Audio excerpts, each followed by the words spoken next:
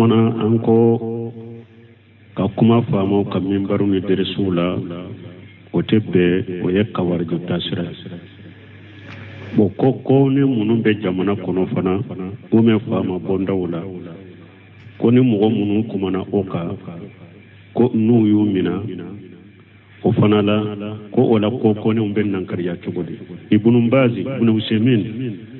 ni ko ne munun be jamana yin kono umben nan kariya chugodi yo fo uko ibe ko ne nan kariya ni korobali be usaimin ko salila akonni iri babban ku be jamana kono akonni ebe ko ne nan kariya ni e tara famu de jalagi kata o da famu de fo ka famu jalagi kunani ako tebbe o ya kawar jabara de ebe min ko doro iriba haramu yani min na sariya borbali de bode fo population ma ya yire kolo siriba ma ala ya iriba haram kire nya iriba haram ibe iriba hadisa fo bo akoni kuma taka kuma gorobali fo ka kuma nankari kan nankari ya gorobali nankari ya rila ini jombe nyogon ema fama krekere ka fo ema fo famude noye ni ema fo famude nanani ni emo fo e ko iriba ya haramude population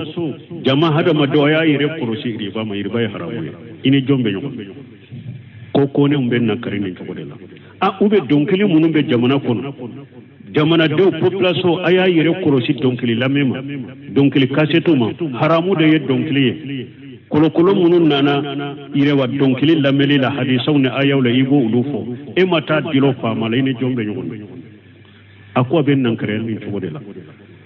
ko munun be hari fama bonda la sure fe ko munun be e kana fama bonda kere a sure fe ciden ko lana rasulullah sallallahu alaihi rashi wal mutarasi ciden ye sure fe mina baga danga sure fe di baga ciden ya danga ayi ka kutubo ken ninka ka hada madon bali sure fe na ini jombe nyon donc ko ne ben nankarani gorobali de mais itata ka nyesi fama de ma ikanata ka nyesi fama bonda dom ebe ko ne nankariya gorobali la u ko ne munu be jamana kono ulu ma ko ne ka sabati jamana kono ten nankariya de ube gorobali nankariya de ite yoro de krekere ka sembu mo ite fama de krekere ka semba mo ebe a gorobali nankariya jombi bali ko ne ube nankariya ni jogo de la jamana kono moti mina fa ni yayi mogo yumina iya nyeshi yoro do de mo men ni e agrobali e wa iya agrobali nankariya min baru ni fen ka hadisa ube fo qur'ana ayo be fo jombi mi o yire kadi fama yire do yire o kadi yire mogo min ka kuma be qur'ana ni sunna de ka durni bil adilla fama ube e ka kasitunu ka wojo yire bu bolo min ko salama de go fanay adu yere be e wa sunna to be sunna sabatili fe katime mo chama ka bi dambe kata sunna ma famo yere do be sunna sabatili fe katime mo chama yere ka me fo chugo de be fembe donc ko ne gorobari nankariya iriba munu be jamana kuna yu gorobari nankariya donc li munu be jamana kuna yu gorobari nankariya surufe munu be jamana kuna yu gorobari nankariya kana sembe fama ma ube nankariya ni chogo de la shogu bumbaje ya fo ni chogo de ibnu seminu ya fo ni chogo la ko ne gorobali ube gorobali nankariya de ulu ma fo mo ko ne sabati e hari nanye e wonya marri balike sambe mina galo e mo jamante jamana kono nube ali amru bil ma'ruf wa nahy anil munkar yumina e an kan dade de sawa e ni ye fendo ni fo doro beti mina ni ay ma ka kuma chogo de do awde te kadiri kono fo ka ke kadiri de ko fawde kake alquran wa sunna la famu sarfu sali aye ko de kono awde to kono awde chaman boraw kono mena e ko ka mun bar ko kana tunkera politique fo yorode qur'an te fo hadisa te fo ube taj e wa journali de sa doro ko la ube journali wala me doro ko min be jamana kono doro ko min be fama ka doro ube ta e wa juma min bari be yele ni wote fo adon population do jamane musiru do la wakati do temena jamane ko mankande be musila mo do sigla ba ko he karsante politique ko la sa yante politique fo yoro e o ma ke musiru ko jamana ko parce que member ko ko na tun kera politique fo yoro de qur'ana te fo hadisa te fo so salu fawjani yode fo ko kutuba kala naw aye qur'ana ni sunna de fo ka kutuba ko no ka tawhidi fo mo ya ka aqida fo mo ye aka alaka kanu do jama dusukun kono akode kutubaw kala ni mogo be bo misiri ko ni ala kanu ka bo misiri kono ni ala nyesranya ka bo misiri kono ni ala ko ka bo misiri kono mais an kam mun baru tun kera ko me baro yoro ni politique fo yoro de ani danga yoro ala kan kisala kan tanga amma fe ko ne ka sabati jamana kono de mais aye ko ne goro bali nan kariya ni qur'an ayaw ni hadisaw ni salafu ka kumay ha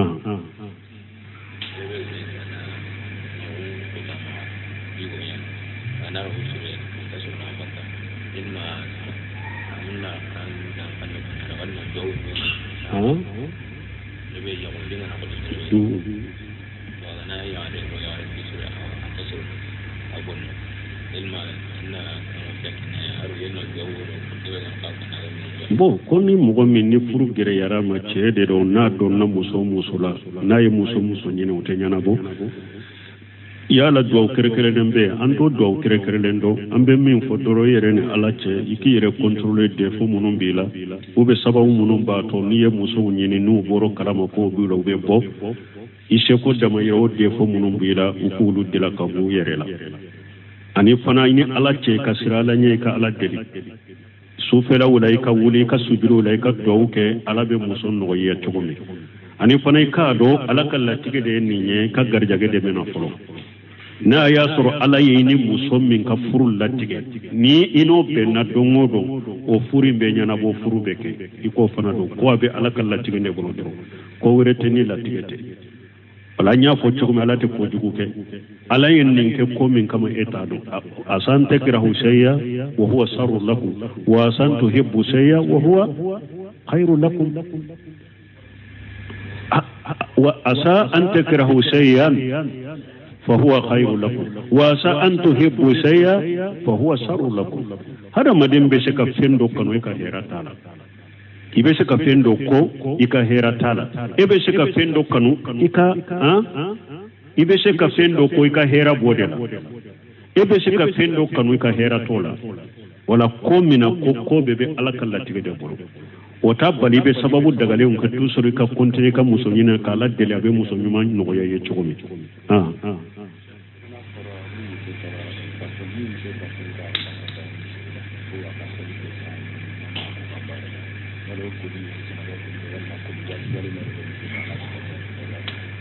bon ko na fora ko a fora ko ni muso ni ye parafenki yere la kata misiri la ka salite sa ko i ka ko ka boyila ko ni janaba de be ko ayi hadisa mana wachola ni muso ye parafenki yere la wali cewuya akasame ila ni sallira na salli ka kene me ciiden ko de muso de ni eye parafenki yere la ni temena wali cewuye parafen kasa soro innun kono inofe fahiya janiyatu ako ye jene akela de me ni ciiden ko ye jene akela nin te komi ko jene ya haqiqa ko ibeta janaba ko te mana ibeke sababu ye kamugo wole kata jene ya parce que ni wali cewuye kasayin innun ye kasayin soro dori bi laje ube ni kasayin donay nunda ube laje nuye e laje sisa bo ni wali muso laje ni damu ye mundo ciden ko jene ya do nya jene ya do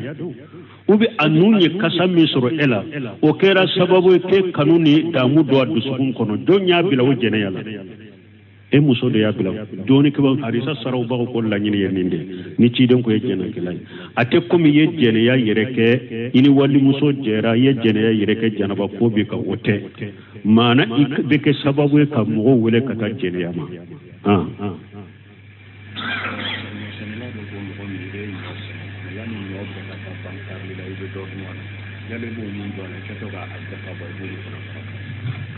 bon comme mo min nyose sena eye nyose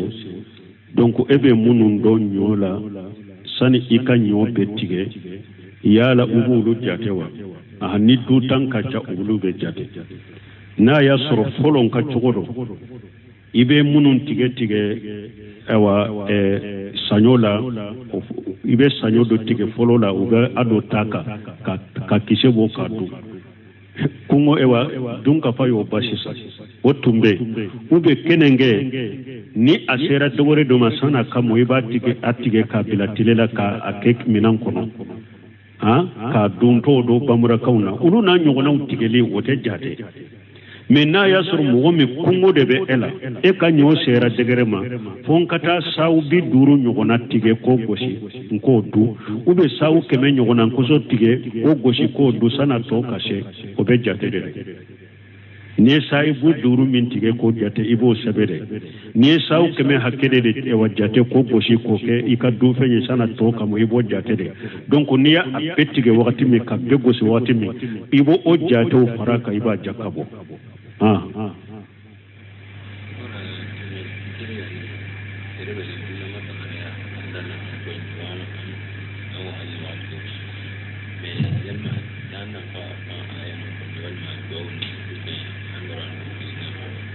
bon comme mɔgɔ min ni jinna banaw bɛ e la u b'u sɛgɛ wagati dɔ i kan ka aya jumanw kalan o kuli saba i bɛ olu kalan ayatil kursi ninnu amanna rasulu ninnu i bɛ olu kalan ani kurana kɔnɔ ayatu sihiru minnu bɛ maana musa ani firawuna dabalikɛla suratu yunus kɔnɔ dabali aya minnu bɛ suratu taha ninnu kɔnɔ dabali aya minnu bɛ suratu bakara kɔnɔ sulemani ka kisa dabali aya minnu bɛ i bɛ to ka ninnu na ɲɔgɔnnaw kalan k'i yɛrɛ salo n'u ye wala n'i yɛrɛ ye kalanbaga ye donc i bɛ se ka olu kari i yɛrɛ kan ni ciden ka duwawu minnu sabatira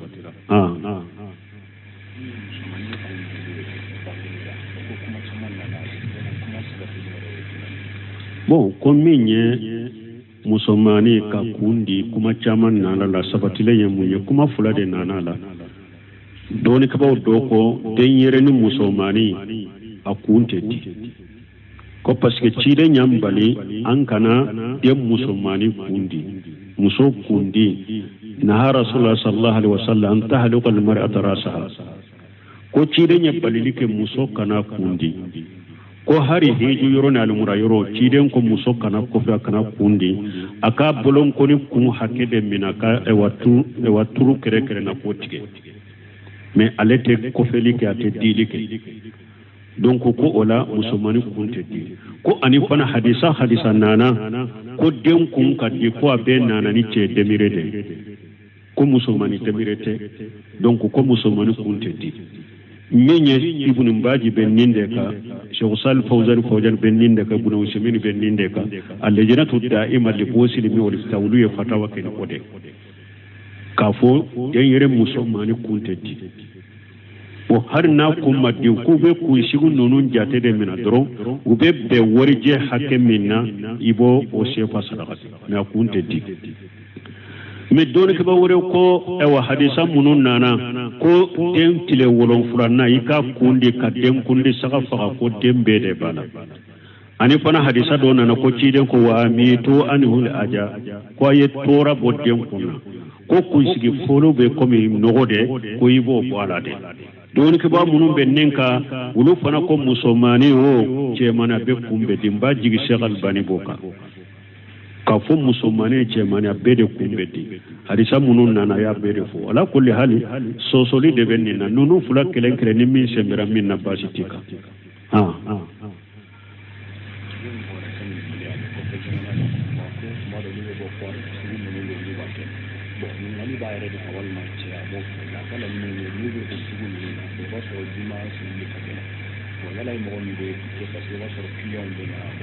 ko ibe mi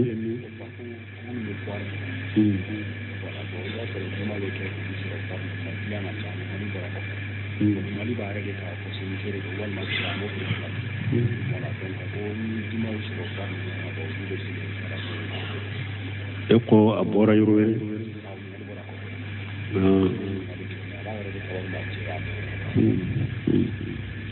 bon ko ewa nyininkali bora ko fede ko muso de nyininkali naati yala nyininkali be muso nyere de ka uga ba che de ka mo prepare lati ko be jamana do de la faru kayro juma be she kauto faru kayro la bo yala ni e au ette ka sa ni fere bila kata juma la bon ni eye e ka fere ke juma wakati ima fere bila kata juma la nyininkali teninde donc ambe min fo na ya soro cede do israelente ko mina nunu be sunya ibese ka sanni fere bila ki ka yoro datugu kata jumala ni cede do tama denti ye fana dugu dende ye juma wajibilen bi kata ni almami sigira membarika weleli min be ke no weleli kera fo kata juma ba ibe fere ko france kono na be haram yen kay ba ke kan na fulo haram welen de mina awa doni ke bagaw bolo fere cialen do kono fere sahalente ja kwa ika bilade fo ikata juma de sale ika sanni fere bile kata juma de sale ni dugu dende o de wajibika ya ayyuhal ladina amanu janu bi salati min yawmil jum'at fashaw ila dhikrillahi wa jaru li bayya alakum mu'minun ni juma weleli kera ni juma e awa abe sanni fere minna aya dabila kata juma donc kambe min fu ko yede na ya soro cedo dugulendo dunante ja kwa faru yoro ni juma min kasuru sanni fere jo ikata juma da sinu ibe fere min ke ni alima mi sigira min barika woleli min be ke fo kata juma salli ba fere ciali fere haram ya ambe min fu yode mais na ya soro muso de do juma ma wajibi aleka na ya soro muso de juma ma wajibi aleka mais juma wakati ni kono na ni alima mi sigira min barika woleli min be ke fo kata salli ba akana fere ke mo ma juma wajibi be mo min ka na damuna muso nana be se ka fere koma ube demiseni do nana ma balo ka be se ka fere koma mais fengo fenye cede islam do juma wajibi ne baka o wakati ni kono na kana fere ka uluma juma ma wajiba la yereka na nyuguna muso nana juma ma wajiba ka be se ka fere kama mais cece ye dugulenye islam do kana fere ke oma ni hari muso do donc na ya soro munu fule kanyilin kalike ulu bora yoro wore de kana dugu ewa o dugu in kono dugule unte tama deunde don nube konte tama deunde de juma ma wajibuka tama de juma ma wajibika me ni nana dugu kono doro abika ikata juma salli unofe me numa juma salli chogo soro tama dende ye juma ma wajibika ibe salli fana salli fula me na ya soro ote donc uka sanni fere bila ukata juma de salli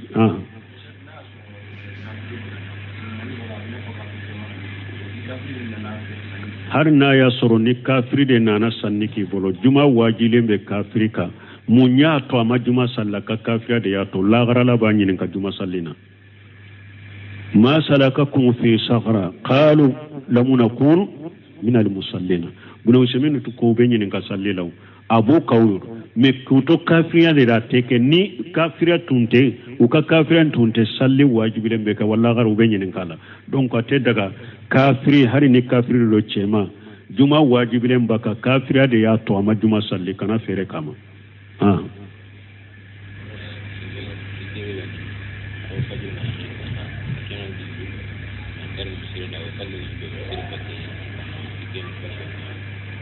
ko do ko ni fajiri sera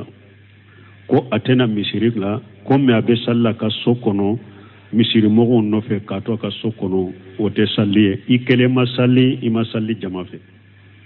fo ikawuli kana misiri de kono ka salli misiri kono me ka eto e ka salli sokono misiri mafa ni safa tugura nyogo na ka se ema ni sallira ka sokono ikele masalli imasalli almami no fe ika salli salente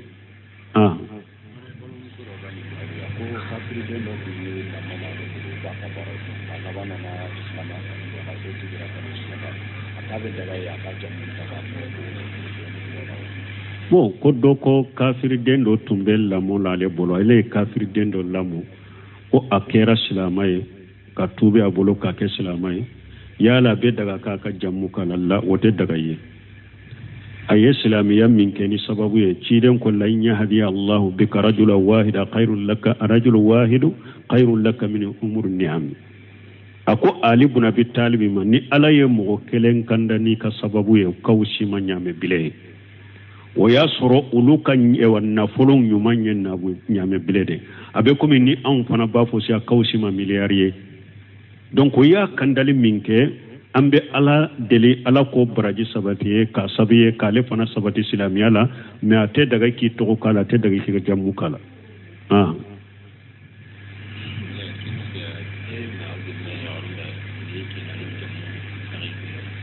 ko abe daga muso ka cɛ jamu da yɛrɛ la o tɛ bɛn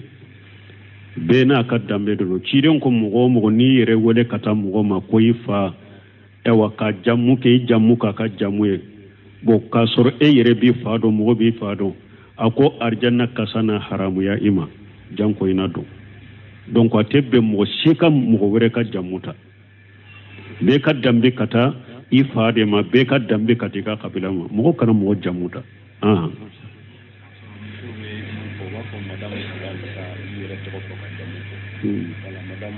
bon ninnu ye kafiri ladɛgɛw de silamɛya sariya ko jawuja de i muso jawujatu i furumuso voilà mais n'a y'a sɔrɔ karisa madamu n'a kɔrɔ yɛrɛ karisa ka furumuso baasi t'o la karisa ka furumuso baasi t'o la o tɛ jamu ko ye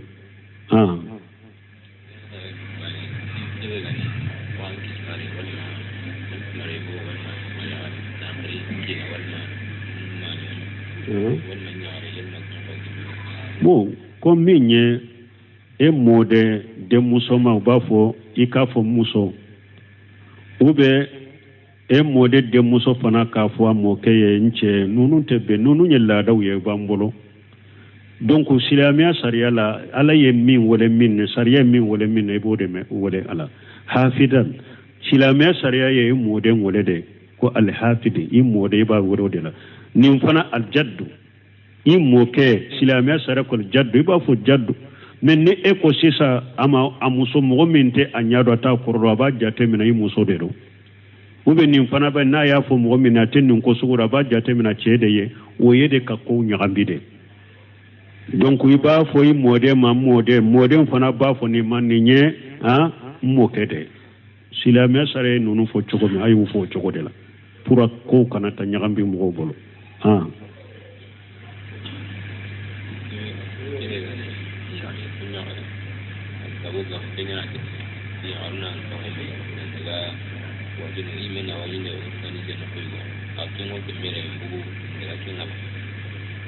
bon ko muso ka fara ɲɔgɔn kan yɔrɔ dɔ la ka wajuli kɛ yala bɛ dago ka bɔ ka taa yɔrɔ la wa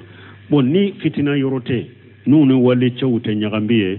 sira la ni wali cɛw tɛ ɲagami taatɔ n'u bɛ taa fana farikolo bɛɛ bɛ sutura komi ciden y'a fɔ cogo min jamasali la u muso dama de bɛ ɲɔgɔn sɔrɔ yen ka ɲɔgɔn waaju ni kuranna ni sunna ye ala fa musarafu sali u bɛ ka ɲɔgɔn lakala baasi t'o la mais n'a y'a sɔrɔ fitina tɛ yen dɛ u ni wali cɛ tɛ ɲagami ye bidiya wɛrɛ kɔ wɛrɛ ni kɔ wɛrɛw t'a la mun ni sariya bɛ ɲɔgɔn sɔsɔ olu kana ye a la ani taatɔ ni natɔ ana kana sɔrɔ n'u ni walicɛw ni walimusow bɛ ɲagami ani fana n'u bɛ taa o yɔrɔw la farikolo bɛɛ de ka sutura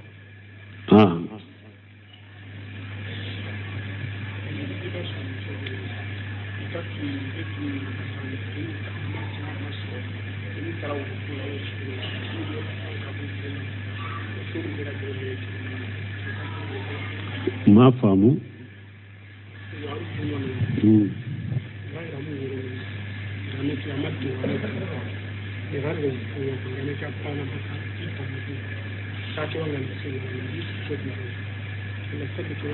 bon ko ni muso minnu a fini dɔ b'a la a bɛ sali n'a ye a man surun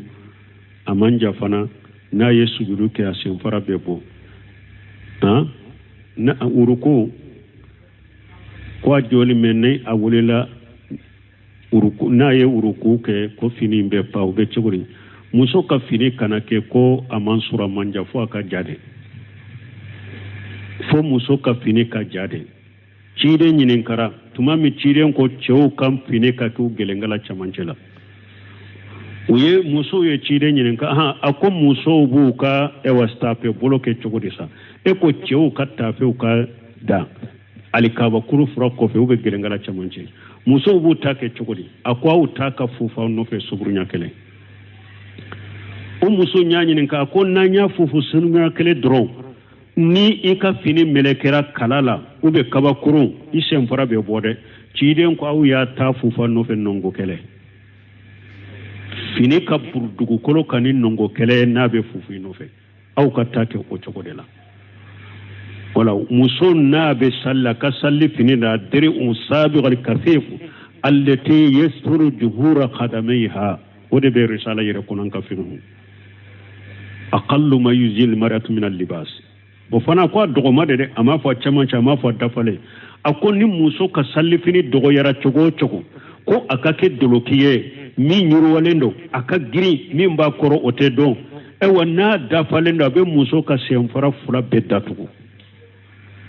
donc ni muso be sallifo semfara be ka datugo de doni ke ba ko ni semfara ko ni bora do ka salli ciana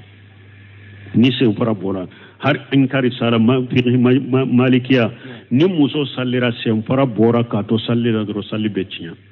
sewlu sira bunteme anya ye ode bolo akonni aya ka fini burano fe kosobe me asududito semfara yoro do bora una nyogona ko silamiya sariya be temu ka salli be saha mais sinon muso abe danze badela donc fonni muso be salli semfara be de ka datugu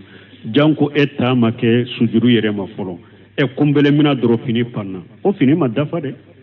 ni kumbele ni fini dafa kumbele mina to dafa e o paw donc a wajibile be musoka har ni ba adamana fini de saka dilo ka sokono ni be salli ka do ka buruduma isem para kana bose kenema subhanakallahumma rabbuna bihamdika ashhadu an la ilaha illa anta astaghfiruka wa atubu ilayk an kuma an ko ka kuma famo kam min baru ni de resula